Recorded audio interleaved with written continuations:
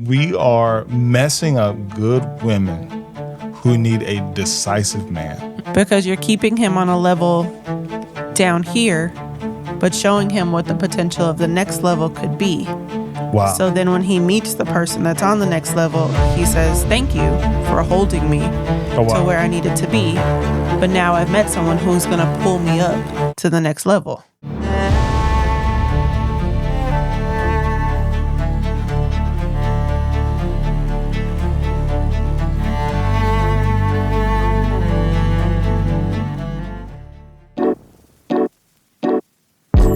Hey, what's going on, guys? Welcome back to Married to Marriage. I am Antoine. And I'm Kayla. Today we're talking about the double Dutch dude.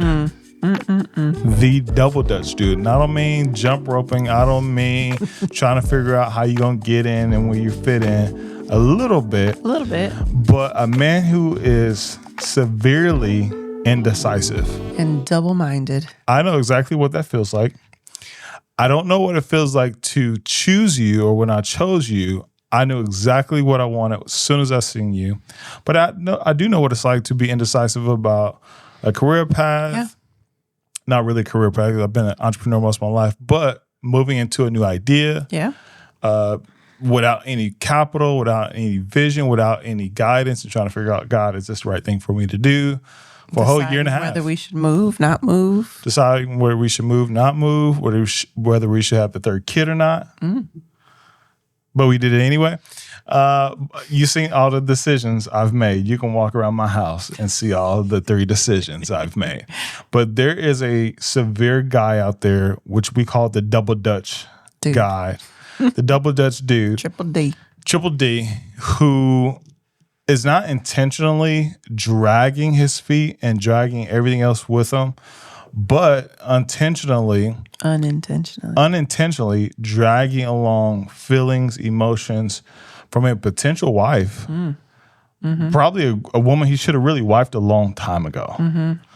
But she shouldn't have been wifed by that man. Shouldn't have been wifed by that man. Or he's got a little string of fishes that's been caught, but he don't know if he want to throw them back or not.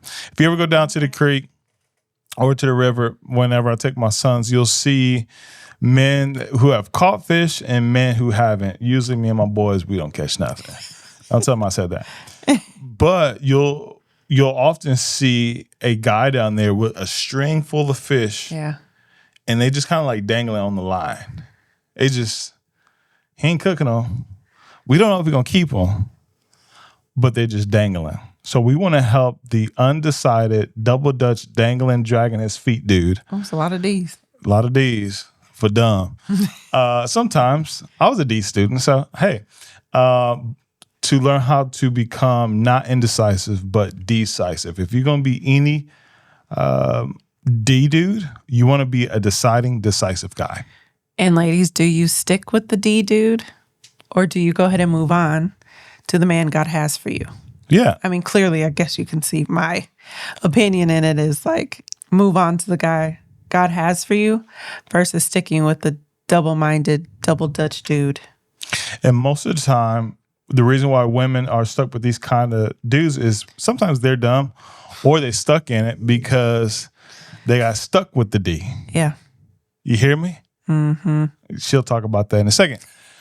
So I've seen several relationships.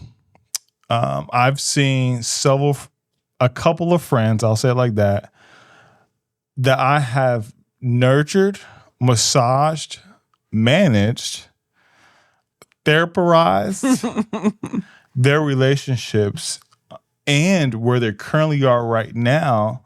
Because I don't get, especially in 2025, men who are over the age of 25 who are still indecisive when they're with a woman. It makes no sense. When they're with a woman. I'm not talking about, we just talking, we just dating. Like, no. Every time you show up, she with you. If you're living together, you're going to church together, you on date nights together, you're shacking up together. Let me say it old school. You're Netflix and chilling. You're sharing accounts here and there, or you're going to go see each other's mom. You tell each other everything. Yeah. Yeah. What other type of double Dutching dudes have you seen before? I haven't encountered many double dutching dudes. But I mean, You're so lucky. I know. But the one that comes, I mean, just what you said, what came to mind is like the guy who is not making the decision about being serious, but he'll say the right thing every once in a while to keep you strung along. I don't know if I ever want to get married, but I mean, if I did, it would be with you. What does that mean? Yeah. Also, to the women who are giving boyfriends husband privileges, you're the one that's continuing to hold on to that string because either it's an insecurity or it's something that feels so safe that you've been with for so long that you don't know how to move on from it. Go deeper on the double dutch dude. Go deeper. Many times, the double dutch dude, I don't know about from the dude's perspective, but I know from a woman's perspective, there's only a couple of reasons that you stay with a guy like this. He's giving you what you want. He's sexually giving you what you want. The D. You feel secure with having someone around you. Yeah. Who's a man. Speak to it. And then sometimes you just are so used to hearing the string along things that you're staying in hopes of him changing. That's good. Or in hopes that one day he'll want to get married and it'll be to me. Or you do see the potential of how great that guy could be and you want to pull that potential out. But if you do all the work, why don't you get the benefits from it? Wow. Sometimes you're just being the person that is creating someone else's husband. And sometimes that's kind of hard. Sheesh. Yeah. I don't even know what to say to that. So while this indecisive man has presented himself who is talking and hollering, courting. Hollering. I'm trying to say all the words that people can connect to. Talking. Building this relationship because of the woman kind of tolerating his indecisiveness to pull the trigger. And I'm not even saying to get married. I'm talking about just Facebook official. Yeah. That she is helped grooming somebody else's husband. For sure. Because you're keeping him on a level down here, but showing him what the potential of the next level could be. Wow. So then when he meets the person that's on the next level, he says, thank you for holding me to where I needed to be. But now I've met someone who's going to pull me up to the next level. Oh, wow. And that's usually the person that they end up wifing. Or because you trained him. You trained him for marriage. When he finds the thing that's on the level that you gave him that may look a little bit more prettier, a little bit more thicker, a little more hair longer or shorter. Or a little more stable. Doesn't have to be physical. I'm just naming all stuff dudes would think about. That he would see you not as just a help, but not even see you as competition. He would see you as like the best life coach. The best friend. Sheesh. The best friend could put it to an end. Oh yeah, he's just my best friend. So this double Dutch guy is a problem. And I see it many ways because there's so many men who don't have men in their life like me, I would say, that I necessarily didn't have at a time, but I did have friends. I did have some mentors who, if I was with somebody, or even when I met you, they all co-signed and was like, yeah, that's the one. Yeah, and then automatically I'm confirming. I'm starting to see these guys didn't either grow up with mentorship, usually with a father, mentorship, or some type of leadership to where they see men take action on decisions. And also times this guy just doesn't have other friends around him who also have good relationships that he can see and mimic. We grew up in an era of time, I feel like that's kind of few and far between now, but everyone that we were friends with was in a relationship. Yeah. Or leaning towards a relationship. Yeah. There wasn't really anyone around us who didn't have the goal of marriage in mind. So it was easy when you're around other people who are like-minded that you're able to reach the same goal. But also in the same sense, if you're around people who are like-minded and nobody wants to get married and everybody's stringing their girl along and everybody's just kind of out here rolling and trying to do what they want to do and see and fill out and figure out if this is what they want to, where they want to be, who they want to marry, then that's what you're going to get also. It's depending on who you're surrounding yourself with. Yeah. That's with mentorship. That's with friendships. That's with relationships of any sort. That's actually true for a couple of the guys I know. One guy in particular that we're talking about, he doesn't have anybody.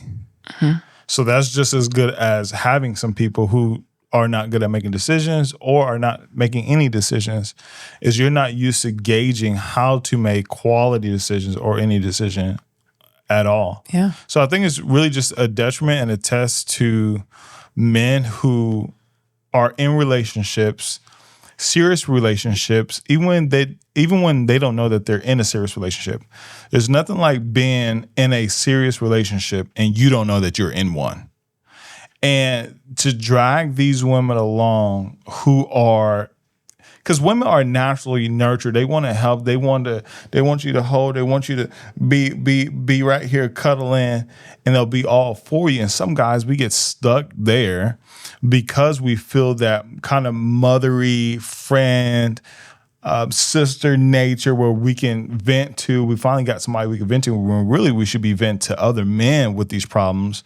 These other men, when we're talking about, hey man, I think I want to get married, or hey, which direction I want to go, or hey, I think I want to, probably look at investing into this. There's nothing wrong with sharing that information with a significant other. But when you're not bouncing that idea of those ideas off to another man who can say, hey man, have you thought about this? Or hey bro, you've been talking to her for a long time. Because the girl, she's not going to ask you that. She's going to just keep enjoying the company. She just going, she loves to partake in just who you are and you venting to her. A guy, I'm going to be like, man, I hear you. What's next? Like, what are you doing next? Where are you going? What's the plan? What's the vision? And so for many of these double dutching, dragging along super dud dudes right now that we're trying to get you to super guys, you are dragging your feet and being indecisive with someone else. It's different if you're doing it by yourself and alone. You are being indecisive with somebody else's wife. You're being indecisive with somebody else's potential's wife. Point blank, period. So what are some of the signs women should watch out for? And I want to give some of the signs, man, you should watch out for. Like, hey, if you need to back up, and I respect, man, I know a couple men who like, man, I'm not in a relationship right now because I don't have it all together. I can't decide right now. Whether on which one you want to go with, which girl you want to be with, or which career path, investments, where you want to live, all of those things to figure out what woman may align to that. But what indicators do you see that you can let women know, like, hey, you may need to back up from a guy like this? Yeah, I think the main one would be if he doesn't have a direction or a vision. Not a vision like, I know that I want to start, I know where we're going to be in the next 5-10 years. I know I want to start this business, but like a direction of like, hey, I'm at this job right now. I can see myself moving up. Or, hey, I'm at a job right now that I do not like, but I'm working on going towards the next step.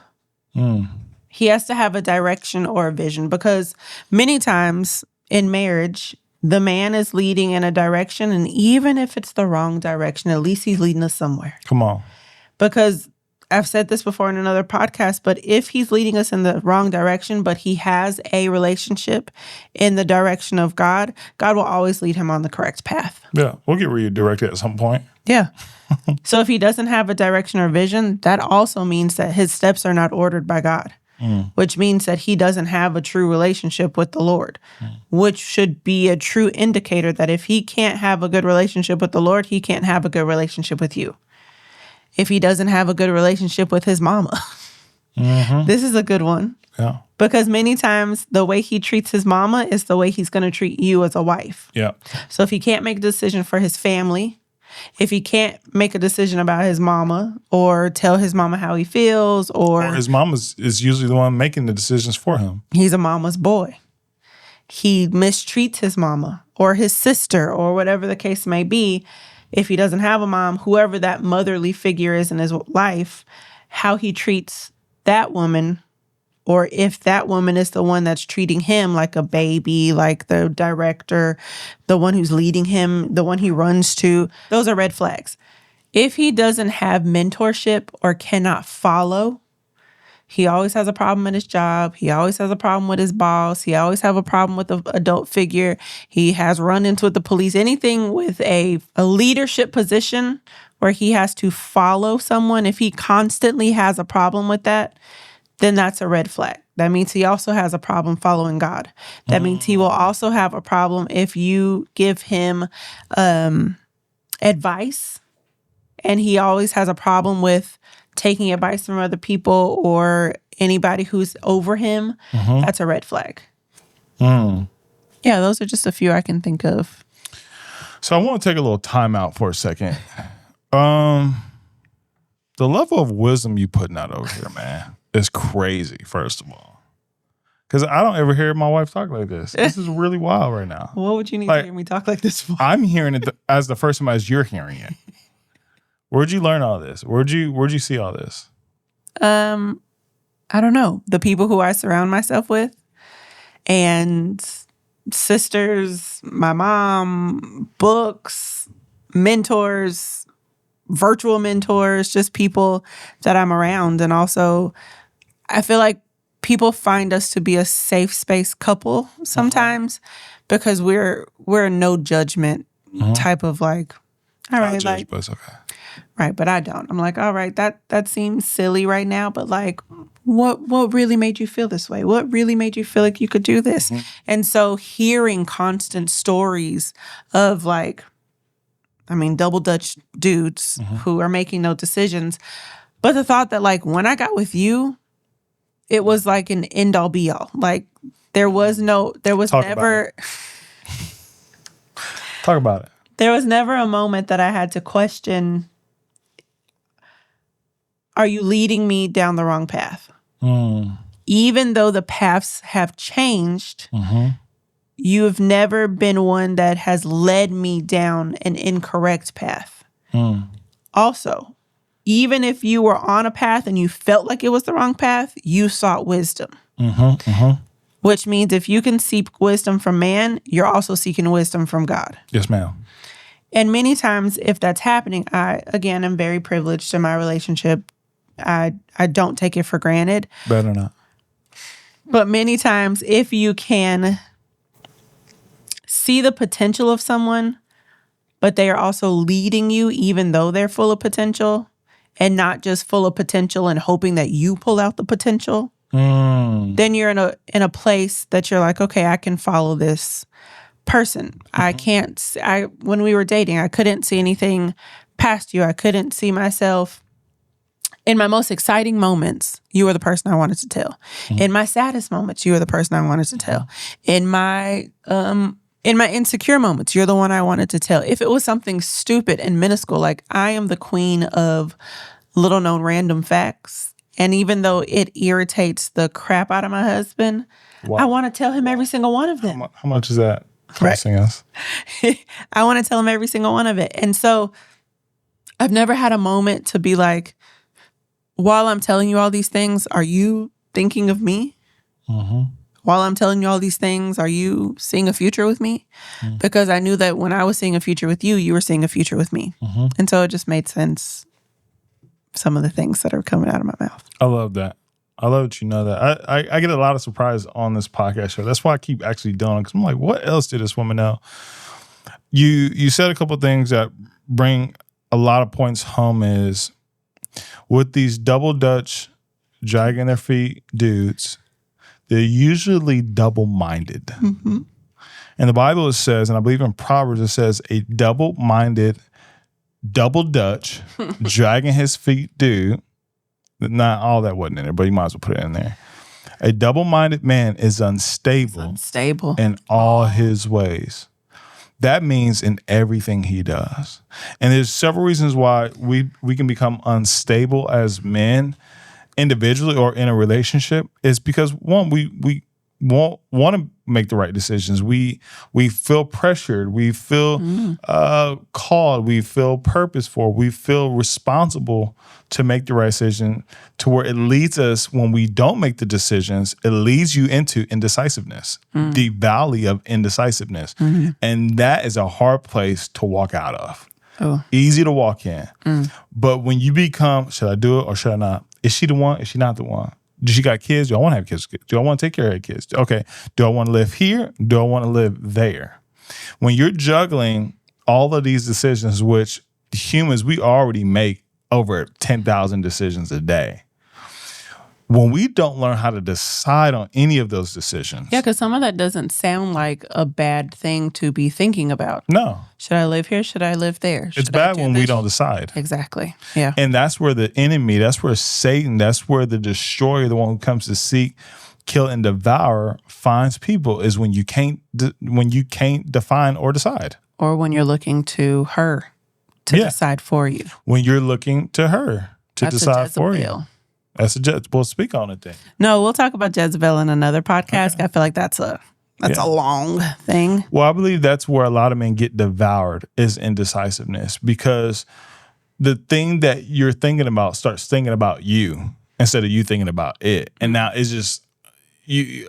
And then now, kind of what you said. And when I say think about you, is like where it's always on your mind. It's always just there. And when men start to have to go to, which I should be able to go to my wife, because here's the key. Here's the key. I'm going to give it to you early. When you are with a woman, listen to me, men, and you have a hard time deciding, you should have enough discernment, listen to it, to ask a woman or your wife for wisdom. Not on just how to decide something, because a good woman, she won't decide for you. Will not. Watch it. You better hear me. We slapping right now. A good woman, a wise woman, won't decide for you, but she will lead you to a decision. That's right. With the wisdom that she gives you, and that usually the options that she gives you usually comes from her prayer time, her thought time, watching and observing you. Hey, babe, I knew you was going to ask me that. So I think we should do this, but it's kind of up to you and how you want to lead our family. She should always kind of naturally push it into your court unless she needs to make that decision. You have given rights and power attorney to do that. There's actually a good even balance with that. And I'm not talking about, hey, babe, what you want to eat tonight? Oh, no, what you want to eat tonight? I don't know, babe, it's whatever. Oh, no, babe, it's whatever. Oh, no, babe, it's whatever. That's whatever demon is crazy. But I'm talking about on big life decisions for the family, for your future, for your career. I mean, life decisions would be like, we're looking at this house, should we move here? Yeah. We're looking at this car, should we spend this amount of money? Yeah. Those kind of life decisions every husband and wife should make together. We are by no means saying the man should make all the decisions and the woman just has to follow. That's not what we're saying at all. However, there should be a place and a time that the man presents things to the wife and says, hey, what are your thoughts about this? What are you feeling for our family? What's the wisdom that you are bringing to the table on these things that I am bringing before you? Because that's where a true partnership inside of a relationship, inside of a marriage lies. I like the way you just formed it, because you remember that partnership conversation we had. I did. It's not all about that partnership. But also, if he's able to bring things to me, I should then still be able to bring things to him. Hey, babe, this is what I'm thinking about the kids. Do you like this decision? What do you think? Should we homeschool? Should we put them in public school? I saw this car I really like, babe. You know, our family's expanding. What do you think about? Do our finances What you trying to say? You trying to say something right there? You know, I'm just trying to say, do our finances match, you know, what we've been looking at? Things like that. The decision should be back and forth in a marriage. Outside of a marriage, however, that man got to make decisions on his own for himself, because you are currently not attached to him in any means. Yeah. Not by a paper, not legally, not under God, nothing. So that man needs to make decisions on his own for what he wants for his life. Because how can you follow someone who can't even make a decision for himself when you're not even attached to them? So women, this is a timeout pause for you. because you women, you're so good. You're so nice. You're so generous with your time, with your cuddleness, with that confidant, your dream ideal husband who's looks like he's right around the corner, and you want to be the one. You just want to be the one, and at the same time, you're becoming the none because you're not helping anybody. You're yes, there's a level to where you can help, but you need to know your cutoff points. And here's the thing. The Spirit has already cut you off. You just don't want to listen because there's something you want out of the deal. You have friends who told you, look, girl, he cool, but he still need to, your pastor, your mama, your mama like, look, come on. I don't even like him. And this even falls into some other relationships that we know of who have really high potential, and some have catastrophic consequences because they're not married, but they have the appearance, or they have the, what do you call someone who, imposture of a marriage. They have the design, the trademark, but they're infringing on God's version of it by living together, by starting a family, by doing all these things, and you're a believer. Giving marriage privileges to a dating position. It'd be different if you were agnostic, if you were and now like you don't care nothing about Christianity, like you doing your own thing, cool. But if you're living life believing unto God in his way, at some point you got convicted, but you've settled with what the bed was already made to do. We already had kids. Or wow, we're 4 years in. Oh Lord, if he leave me, who next? Or and even though he has decided, watch, other things, areas in your life, maybe he is providing. Maybe you guys did go in on a business deal. Maybe y'all did decide to have, watch it, 2 kids, 3 kids, a full family. Maybe you did decide to move to Nashville or wherever you're doing, or wherever you're at, together. Buy a house, the whole thing. But one thing you haven't decided yet. One thing he has not decided yet.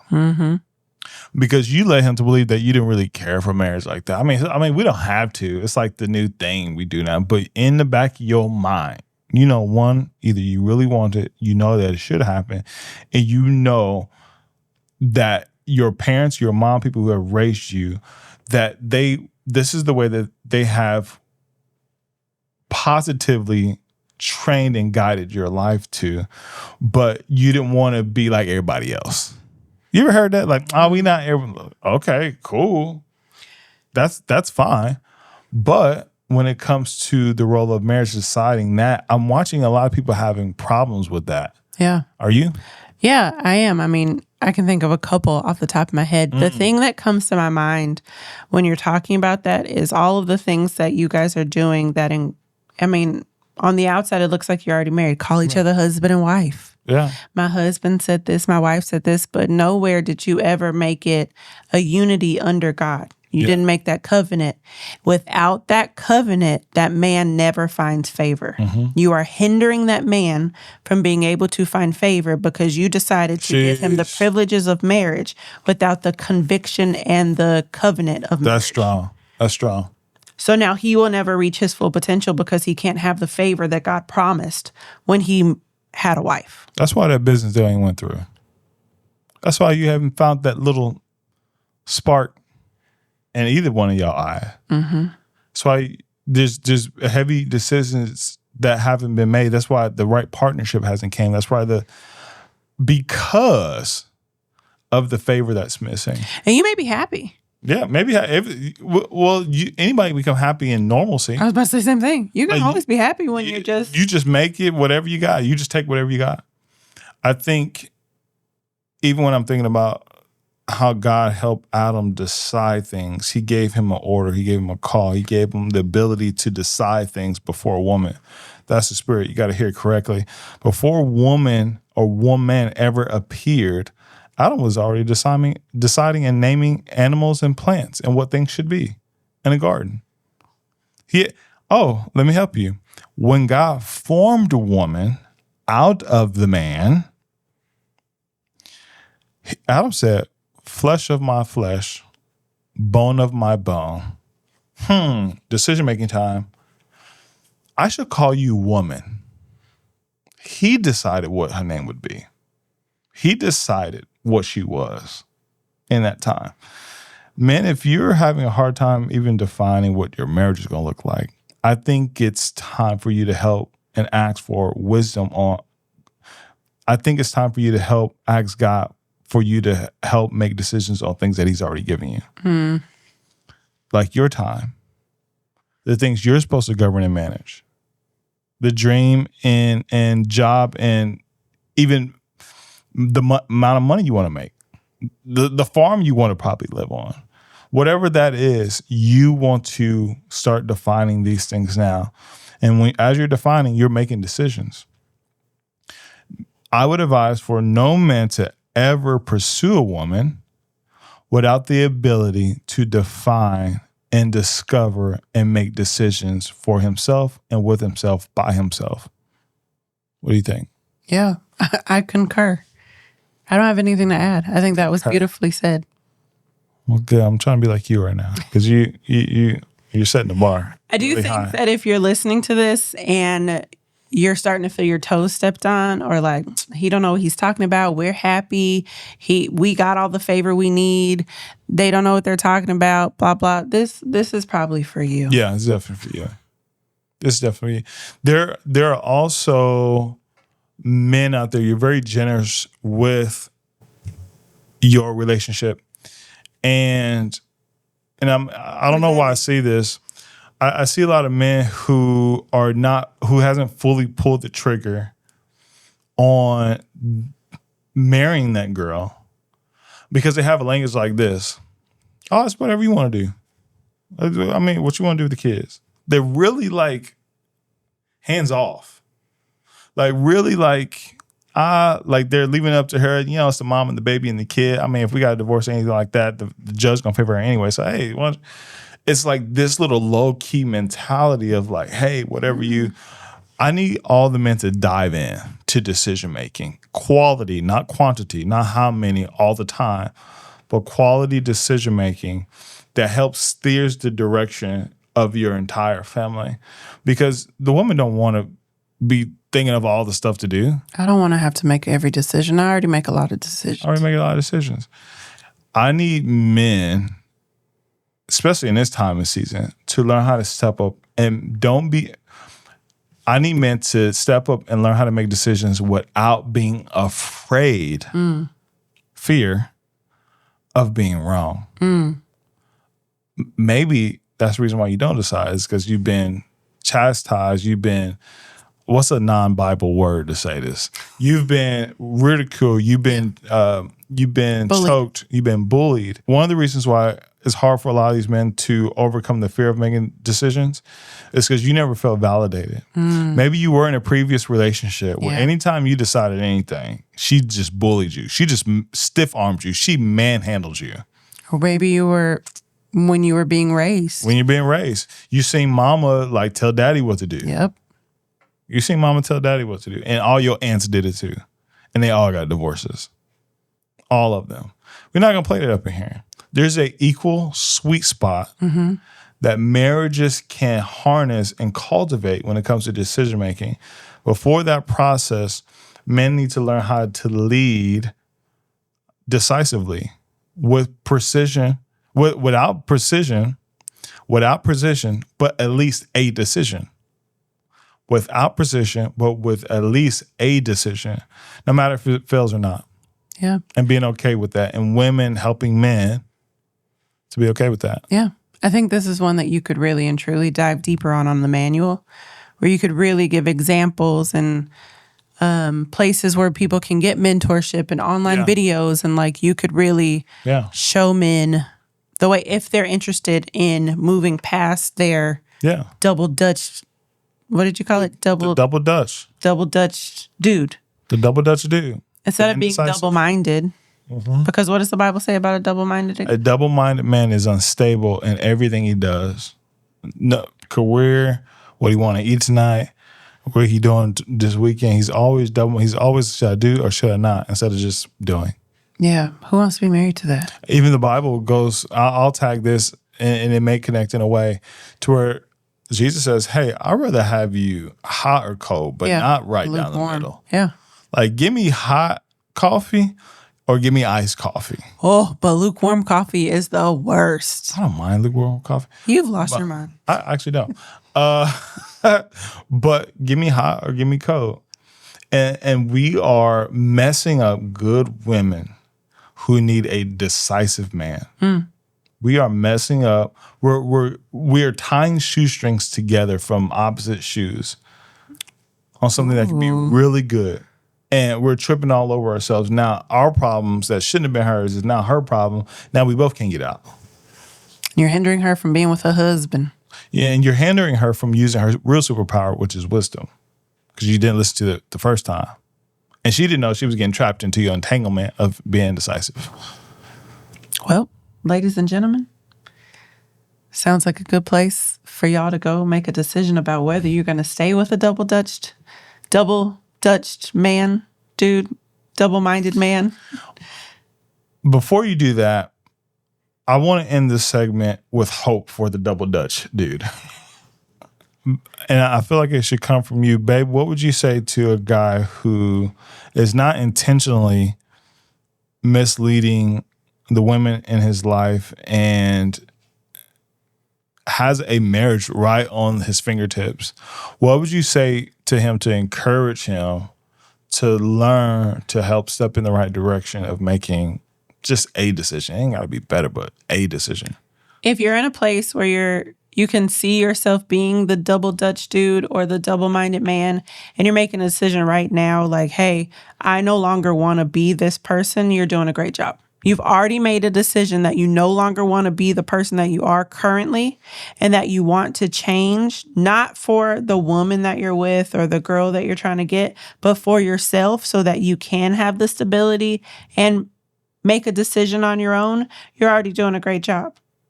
Now, from here, your next step would be to write down some of the things that you need to make a decision about. There it is. Here's what I would like in my wife. Here's what I'd like in my future. Here's what I want for my career. Here's where I'd like for my children to be. Even if you don't have children, these are all the things that you're listing for the potential so that when you do have a wife, when you do meet the person that you're going to be with for the rest of the life, for the rest of your life, you can present these things to her. Hey, I've been thinking about you. I've been making decisions towards you. I've been making a plan for us because I knew this moment would come. And that's exactly what I did before I met you. Isn't it though? I told you the story. Yeah. I used to walk to Starbucks and McDonald's and just write a little notepad of, I want a wife, I need this, and I want music here, I want to have Grammys here. Like I'm just write it down, throw it away. Yeah. And when I seen you, when I found her, come on, when a man finds a wife, come on, somebody. I knew exactly what I was looking at. I already knew what I was looking at.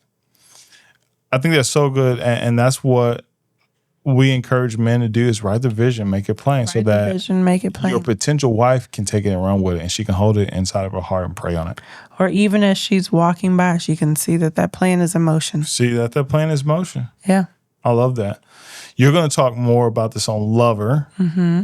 Instead of women being dragged by the indecisive man who is double dutching them for the D, that she can find destiny and be able to trade him for wisdom as he's deciding. So helping women learn how to give wisdom to a undecisive man or husband. But not get attached.